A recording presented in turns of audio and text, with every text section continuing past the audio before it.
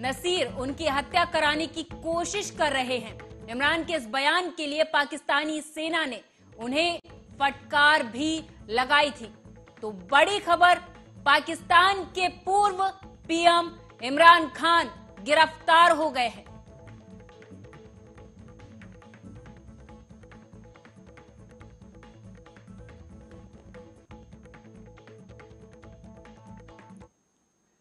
खबरों की ओर रुख करेंगे। छत्तीसगढ़ के सीएम भूपेश बघेल ने बीजेपी पर निशाना साधा है और कहा है कि बीजेपी के भ्रष्टाचार पर बजरंग बली का गदा पड़ने वाला है। तो वहीं इस दौरान उन्होंने और क्या कुछ कहा, सुनाएंगे। पहली बात तो ये भाई देखो, मैं इतनी सारी योजना बताया, कहाँ से पैसा आता है? टैक्स से पैसा आता है। भारत सरकार हमको वैसे भी पैसा नहीं देती, कटौती करती रहती है। तो इसमें जीएसटी 18% लगता है, 9% राज्य को मिलता है, 9% भारत सरकार को जाता है। सरोज पांडे जी से ये कहना चाहूँगा, वो भारत सरकार से मांग कर ले और पूरे देश भर में अब 9% तो कम से कम छूट करा दे। और दूसरी बात, पिक्चर देखने के बाद उस समय आपको याद होगा, आप सब गए थे मेरे साथ, हैं? कश्मीर फाइल, भारतीय जनता पार्टी के लोग खूब बोले थे चलो कश्मीर फाइल देखने। विधानसभा चल रहा था, मैंने कहा चलो, मैं उनको भी निमंत्रण दिया था, पत्रकारों को भी निमंत्रण दिया। पत्रकार तो गए, कांग्रेस के विधायक लोग भी गए, मंत्री लोग भी गए, नहीं थे तो कोई भारतीय जनता पार्टी के लोग नहीं थे। ठीक बात बोल रहा हूँ? तो भाई अभी तो मैं व्यस्त हूँ, और यदि सरोज पांडे की पिक्चर दिखाना है तो रमन सिंह और उसके परिवार वालों को दिखा दो। ये क्या कौन सा है?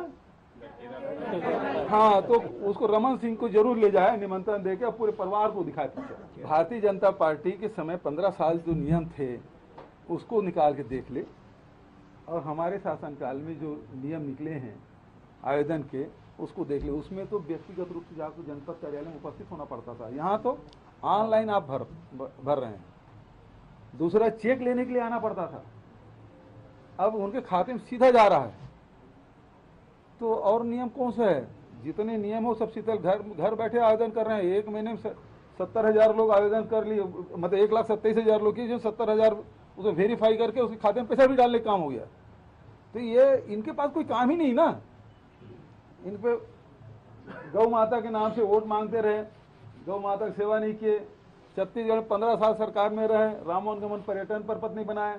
हमारे शासनकाल में तो रामायण की भी आयोजन हो रहा है, उसमें पारितोषिक भी दिया जा रहा है। मैं लगातार ये बोलता रहा कि ईडी के अधिकारी ऑफिस में बुला के मारपीट कर रहे हैं, धमका रहे हैं, परिजनों को प्रताड़ित करने की बात हो रही है, उसको फर्जी केस में फंसाने की बात कही जा रही है। महिलाओं को भी रात रात भर नियम विरुद्ध उसे पूछताछ कर रहे हैं, खाने को नहीं दे रहे हैं, खाने दे भोजन दे दिए तो पीने को नहीं दे रहे हैं, सोने नहीं दे रहे हैं, और इस प्रकार से प्रताड़ित कर करके उन्हें जबरिया हस्ताक्षर करा लिए। प्रेस उसके जो नोट है वो पहले से टाइप होकर आता है और उसमें हस्ताक्षर करने के लिए कहते हैं। नहीं करोगे तो जेल भेजने की धमकी, नहीं तो तुम्हारे परिवार के लोगों को प्रताड़ित करेंगे, फर्जी केस में फंसा देंगे, इस प्रकार की धमकी दे दे के उन्होंने ये हस्ताक्षर कराए। और ये 3 साल के अवधि बीत जाने के बाद भी कोयला में 500 करोड़ के बोले, इसमें 2000 करोड़ बोल रहे हैं। लेकिन कोई चलाचल संपत्ति जब्त किया आपने? और किया है तो कितने का किया है? 3 साल से आप जांच कर रहे हो, आईटी और ईडी यहाँ लगे हुए हैं, चलाचल संपत्ति कहाँ जाएगा? क्यों जब्त नहीं किए? वो कितनी राशि है? अब आज कह रहे हैं 2000 करोड़। जैसे यहाँ का अधिकारियों को प्रताड़ित करके जबरदस्ती हस्ताक्षर करा रहे हैं, तो ये भी अधिकारी ही हैं, इनके ये परिवारदार हैं, इनको भी मजबूरी में ये लोग यहाँ हैं। अब 3-3 साल से यहाँ बैठे हुए हैं, कोई काम धाम नहीं, बस उसी को बुलाना, उसी को पकड़ना, उसी को नोटिस देना, उसी को बयान लेना, और घंटों बिठाए रखना। 2 सवाल रहेंगे और सुबह से बुलाए रहेंगे 10 बजे, 11 बजे से रात को 2 बजे छोड़ रहे हैं। पूछते कितने हैं? 2 सवाल, 5 मिनट का काम है। लेकिन वो परेशान करना कि ईडी कार्यालय में फलाने को बुला लिया गया, तो ये दहशत फैलाने का काम कर रहा है। तो आज मैं इतना ही कहूँगा, ये लोग कितना भी कर ले, लेकिन छत्तीसगढ़ की जनता जान रही है और ऐसे षड्यंत्रों का षड्यंत्रों को पहले भी बेनकाब कर चुके हैं हम लोग, और आगे भी हमारी कांग्रेस की सरकार, कांग्रेस पार्टी ऐसे गिदड़ भमकी से डरने वाले नहीं हैं। ये चुनाव को देखते हुए इस प्रकार के आरोप लगाए हैं, नहीं तो बताना चाहिए कि इन्होंने चल अचल संपत्ति कितनी जब्त की। एमपी के सीएम शिवराज सिंह चौहान ने जनसभा को संबोधित करते हुए कहा कि हिंदुस्तान का श्रेष्ठतम राज्य बनेगा तो वो मध्य प्रदेश बनेगा। तो वहीं उन्होंने इस दौरान और क्या कुछ कहा, सुनाएंगे। मैं लंबा समय नहीं लूंगा। Narmada expressway, Bind expressway, Bundelkhand expressway, Chambal के बीहड़ में आपने आज अखबारों में देखा होगा सफारियां हो रही है, सफारियां। जहां कभी जाने से घबराते थे, 5 बजे के बाद निकल नहीं सकते थे। प्रज्ञा दीदी तो उस इलाकों को अच्छी तरह से जानती है। आजकल वहां सैलानी घूम रहे हैं टापुओं के बीचों में। अटल एक्सप्रेस वे वहां बन रहा है। गांव का विकास हो, शहर का विकास हो, सिंचाई की योजनाएं हो। अब आप भरोसा करेंगे 7.5 लाख हेक्टेयर सिंचाई की पूरी व्यवस्था थी मध्य प्रदेश में। कांग्रेस, राजा, नवाब, अंग्रेज सबकी मिला के हमने पहुंचा दिया 45 लाख हेक्टेयर, और 65 लाख हेक्टेयर पे हम लगातार काम कर रहे हैं। बिजली का उत्पादन कभी हुआ करता था 2900 मेगावाट, आज 28,000 मेगावाट बिजली उत्पादित कर रहे हैं। मैं बहुत विस्तार में नहीं जाऊंगा, मैंने केवल एक पिक्चर आपके सामने इसलिए रखा कि हम नहीं अब बीमारू। हम बीमारू रहने के लिए पैदा हुए हैं क्या? ना बीमारू रहेंगे ना गरीब रहेंगे। हिंदुस्तान का सबसे बेहतर राज्य बनेगा तो मध्य प्रदेश बनेगा। उस दिशा में हम तेजी से आगे बढ़ रहे हैं। आज मध्य प्रदेश की ग्रोथ रेट पिछले साल 19.06% थी, देश में नंबर 1 थे हम, और इस साल उसके ऊपर 16%। मध्य प्रदेश की एग्रीकल्चर ग्रोथ रेट हिंदुस्तान में नहीं दुनिया में नंबर 1 है हम, क्योंकि एग्रीकल्चर ग्रोथ में 3%, 2.5% बहुत मानी जाती है। अब भरोसा करेंगे लगातार 1 दशक तक 18% से ज्यादा एग्रीकल्चर ग्रोथ रेट हासिल करने वाला प्रांत आज मध्य प्रदेश है। कभी अन्न के भंडार देश के पंजाब, हरियाणा भरते थे, लेकिन आज पंजाब, हरियाणा को बीट करके मध्य प्रदेश नंबर वीट में भी 1 हो गया है।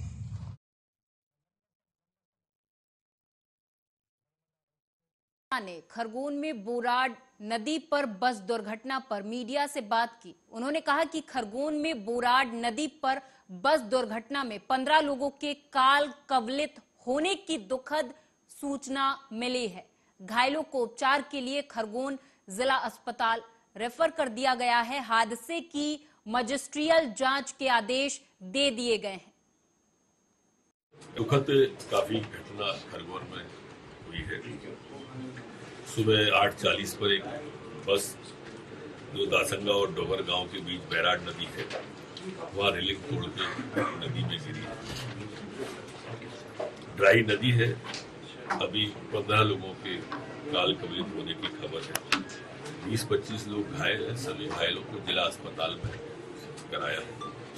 पहली चिंता प्रशासन और शासन की उनके स्वास्थ्य को लेके है। मजिस्ट्रियल जांच के आदेश हुए हैं। 4-4 लाख माननीय मुख्यमंत्री जी ने सहायता राशि का है। पूरा इलाज उनका फ्री होगा।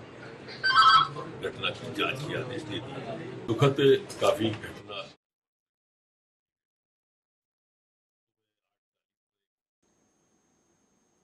तो वहीं गृह मंत्री नरोत्तम मिश्रा ने कांग्रेस पर भी निशाना साधा और कहा कि ऐसा कोई सगा नहीं जिसको कांग्रेस ने ठगा नहीं। आप भी सुने।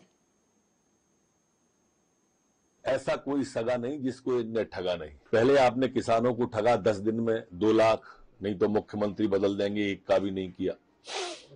कन्याओं को आपने ठगा, व्यापारियों को ठगा, नौजवानों को बेरोजगारी भत्ता देने के नाम पर ठगा, और अब ये बहनों के साथ आप फर्जीवाड़ा कर रहे हैं।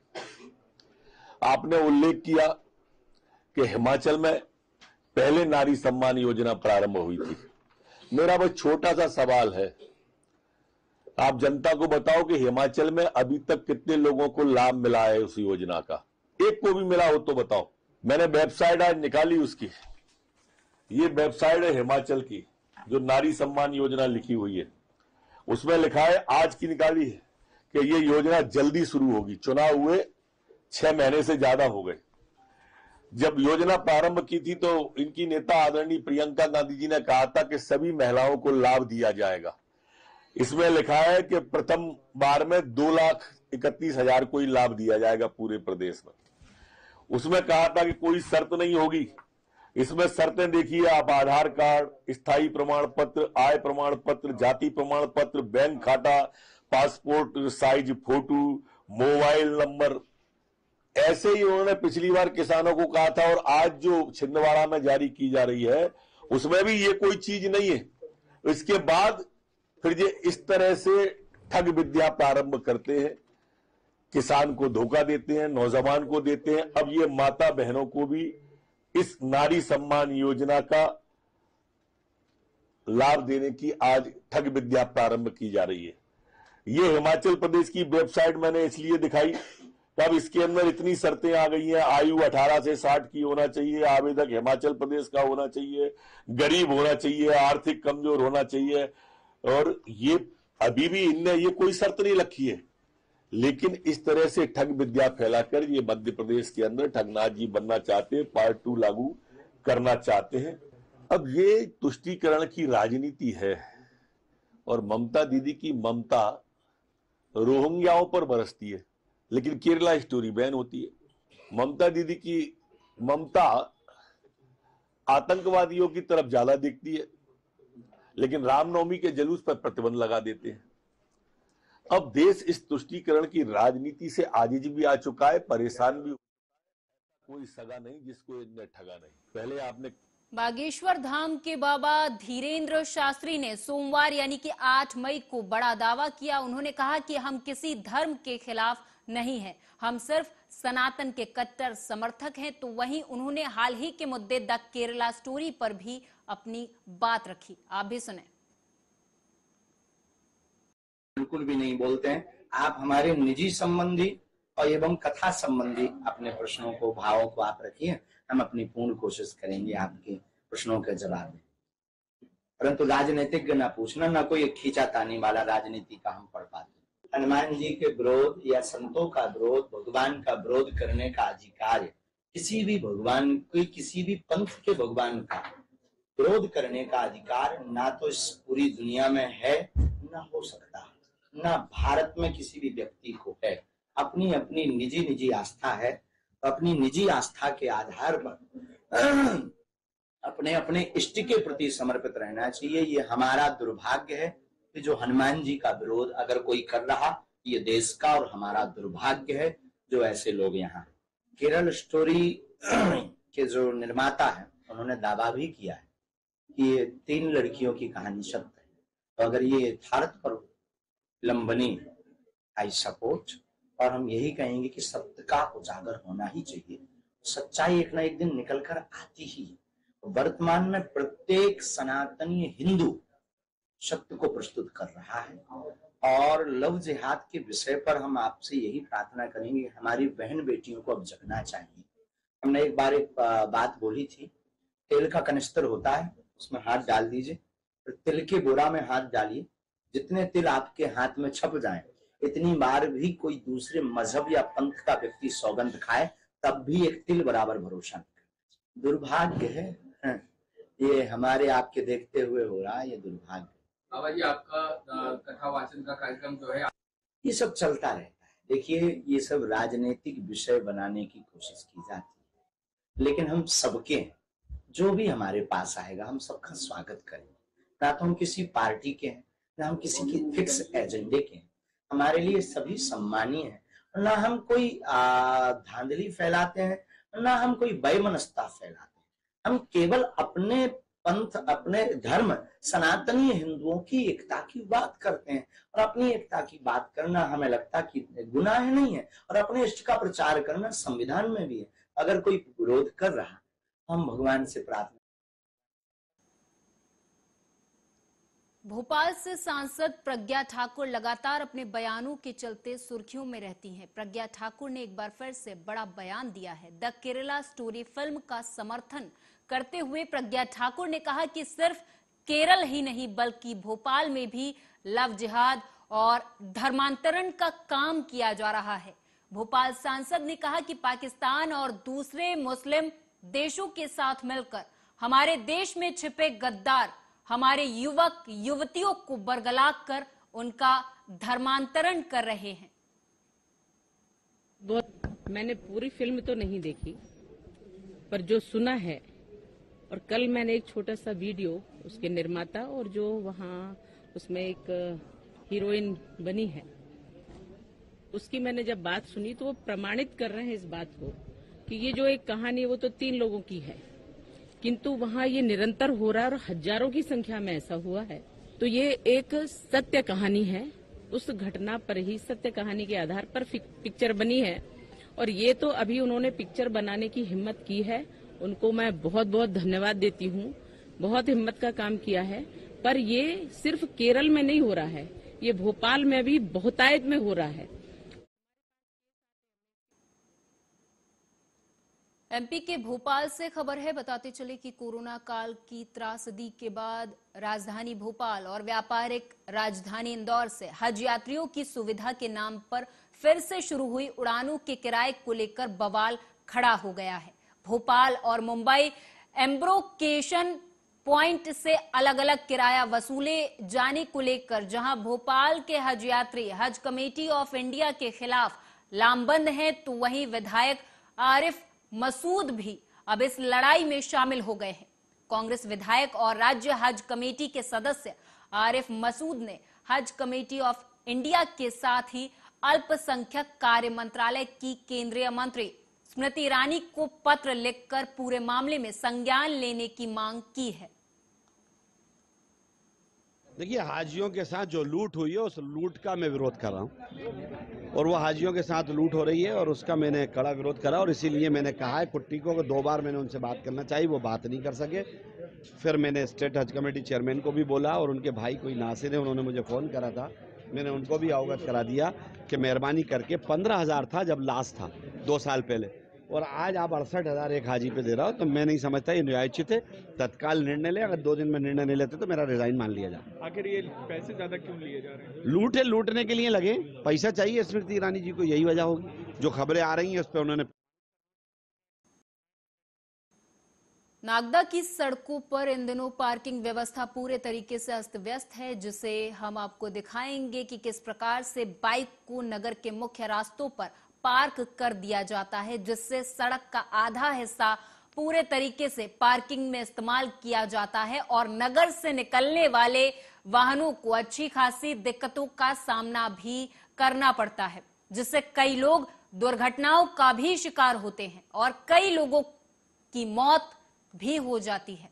और इसे बैंकों पर नगर पालिका इस तरीके से कार्य नहीं कर रही है। आखिर इस पर कार्रवाई क्यों नहीं हो रही है, ये प्रश्न जरूर उठ रहा है।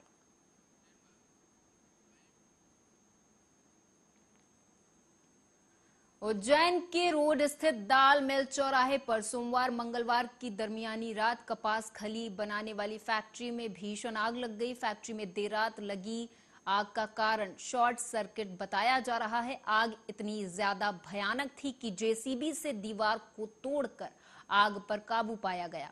आग से करीब 60 लाख से अधिक का नुकसान होने की बात सामने आई है। अपना यहाँ नुकसान है, खली बनाने की फैक्ट्री है ये, और यहाँ पर कुछ लाइट का जो शॉर्ट सर्किट की वजह से आग लगी है। ये मुझे घर पे था और मुझे फ़ोन आया और मैं आया यहाँ पर तो काफ़ी आग लग चुकी थी। मेरा लाखों रुपए का नुकसान हो चुका है। दमकल के कर्मचारियों ने तत्काल यहाँ पर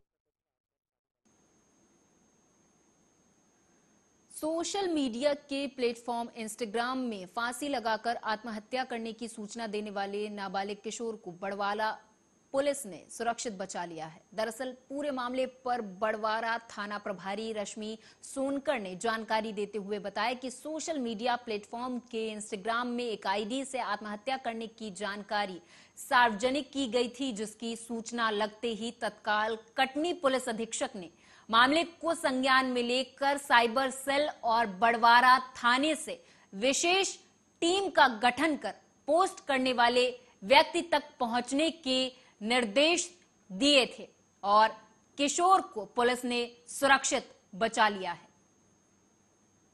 बड़वारा क्षेत्र का ही है। एक इंस्टाग्राम में पोस्ट किया था जिसमें उसने लिखा था कि मैं फांसी लगा लूंगा, आत्महत्या कर लूंगा। जैसे ही इसकी सूचना श्रीमान पुलिस अधीक्षक महोदय को पता चली, उन्होंने तत्काल ही मामले को गंभीरता से लेते हुए एक टीम गठित किया, जिसमें उन्होंने बड़वारा थाना प्रभारी एवं साइबर टीम की मदद से हम लोग को पहुंचाया। एमपी के झाबुआ में पानी के पाइप और हैंडपंप की रॉड पीएचई कार्यालय में रखकर ग्रामीणों ने जमकर हंगामा किया। इस दौरान ग्रामीणों के साथ कांग्रेसी विधायक और जनप्रतिनिधियों ने भी पेयजल संकट को लेकर पीएचई कार्यालय का घेराव किया और जमकर नारेबाजी भी की है। पूरा जिला इस भीषण जल संकट के चपेट में है अभी, और पीएचई विभाग के जो अधिकारी हैं उन लोगों को ध्यान ही नहीं है कि क्षेत्र में हो क्या रहा है। हमारे दातुलाई क्षेत्र के लोग 15-25 दिन से यहाँ पे डेली आ रहे हैं पाइप चेंज करवाने के लिए। ना इनको एसडीओ मिलते हैं, ना ई मिलते हैं, ना ई साहब मिलते हैं मावी जी। तो हम लोग जाएँ तो जाए कहाँ पे? जितने हैंडपंप क्षेत्रों में खराब पड़े हैं उनको सही करने की कोई उनका योजना नहीं है। जो मैकेनिक है वो पानी जल स्तर नीचे चला गया है, और जितनी जो है यहाँ पे मोटरें वगैरह कुछ सिंगल फेज की वगैरह आई थी, लाए थे, वो तमाम बीजेपी के नेताओं के कहने से दे दी या बेच दी। ये स्थिति है। आज लोगों को सारा सामान मिल नहीं रहा है। और कलेक्टर मैडम के पास में गया, उन्होंने कहा कि 150 हैंडपम्प का टारगेट आया है। तो किसी विधायक के कहने से 5 अगर हैंडपम्प लगाए हो तो बताओ। अब वो सारे हैंडपम्प उन लोगों के कहने से किसी एमपी के भिंड में आंगनवाड़ी केंद्रों पर बांटे गए राशन में गड़बड़ी पाई गई, जिसे लेकर बाल कांग्रेस के भिंड अध्यक्ष सुशांत सिंह राजावत गोपाल बवेड़ी के नेतृत्व में आधा सैकड़ा कार्यकर्ताओं ने जिला महिला बाल विकास अधिकारी को कलेक्ट्रेट पहुंचकर नारेबाजी करते हुए ज्ञापन दिया। ज्ञापन के माध्यम से कांग्रेस पार्टी के नेता गोपाल बवेड़ी ने कहा कि भिंड विकास खंड के अंतर्गत ग्राम बवेड़ी के अंतर्गत आने वाली आंगनवाड़ी केंद्रों में बांटे गए राशन में भारी गड़बड़ी और भ्रष्टाचार किया जा रहा है। ज्ञापन दिया गया है, उसका विशेष उद्देश्य ये है कि आंगनबाड़ी केंद्रों पर खाना नहीं दिया जा रहा है बच्चों को। जैसे कि हमारे शहर से पास में ही गांव है बवेड़ी ग्राम पंचायत, उसमें आंगनबाड़ी जो चल रहा है भारत सरकार की तरफ से, मध्य प्रदेश सरकार की तरफ से ये चल रहा है साझा चूल्हा, उसमें मध्याह्न भोजन में और साझा चूल्हाओं में बच्चों को खाना नहीं दिया जा रहा है। इस विषय पे हमने जिला परिवहन अधिकारी जी को उनको एक ज्ञापन दिया है। उसमें कहा है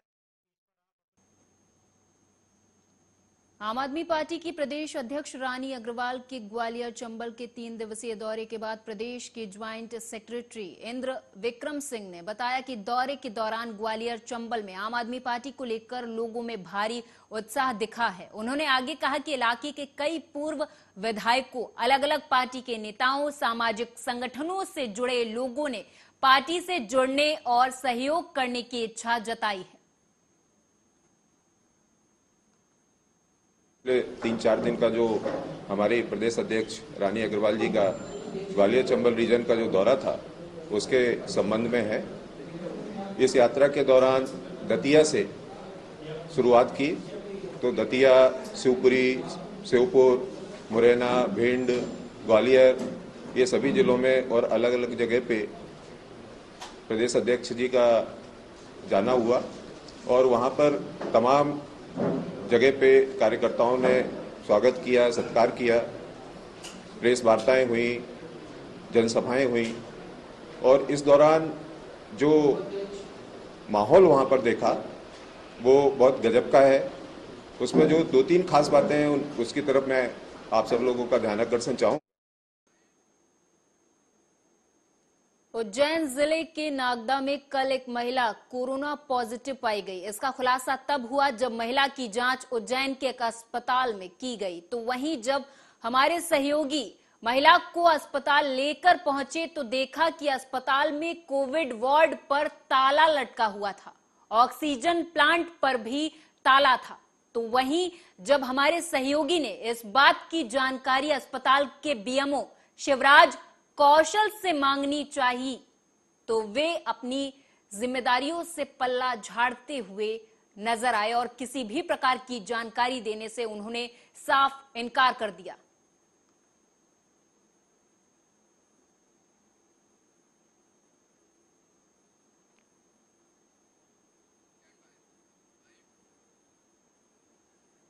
देवभोग के विकास उपाध्याय ने अपने जन्मदिन को अनोखे तरीके से मनाया। दरअसल अपने जन्मदिन पर विकास और उनके साथी ओडिशा के धर्मगढ़ में स्थित जसोदा अनाथ आश्रम पहुंचे और अनाथ बच्चों के साथ अपने जन्मदिन को सेलिब्रेट करते हुए अनाथ बच्चों के चेहरों में उन्होंने मुस्कान भर दी।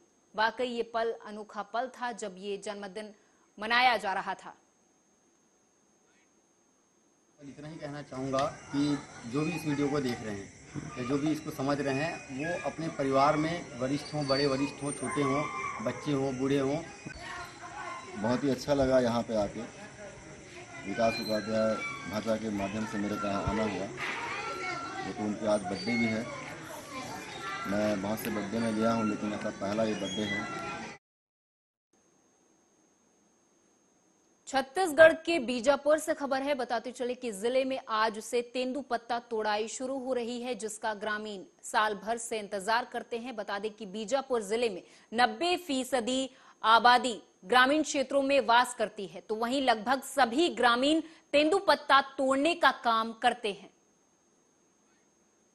पत्ता अच्छा है पिछले साल की अपेक्षा, लेकिन ऊपर बारिश की वजह से रुक भी सकता है या तो फिर बारिश की वजह से नहीं रुकने से। और इसी के साथ इस खास पेशकश में मेरे साथ बस इतना ही। आप देखते रहें आर्या न्यूज।